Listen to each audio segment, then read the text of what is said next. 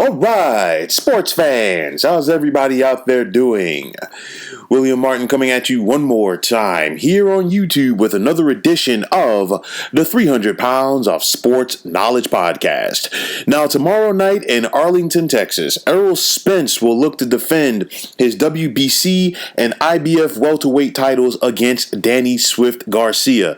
Spence is undefeated and he will look to remain perfect against one of the top welterweights in the world. Now, Garcia comes into this contest with a record of 36-2, and he is also the former WBC welterweight champ. Now, you look at this contest, and Spence does have the edge in regards to skill, speed, and power. So with that said, Garcia is going to have to be crafty and work in a way that he has never had to work before in order to get the victory. I think first and foremost what Garcia must do, he cannot allow Spence to get in a rhythm, and if he does, he's going to get walked down in this contest.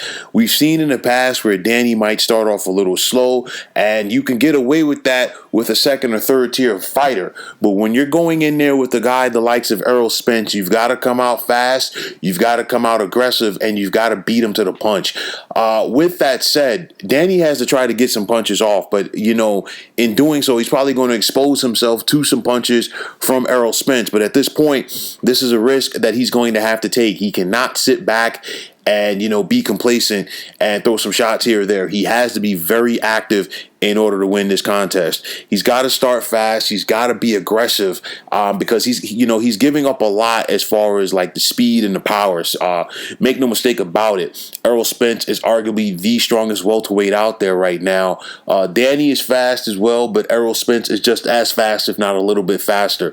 Danny's a polished fighter, but Errol Spence is a little bit more polished. So when, at the end of the day, you look at it, I'm going to give the edge to Errol Spence.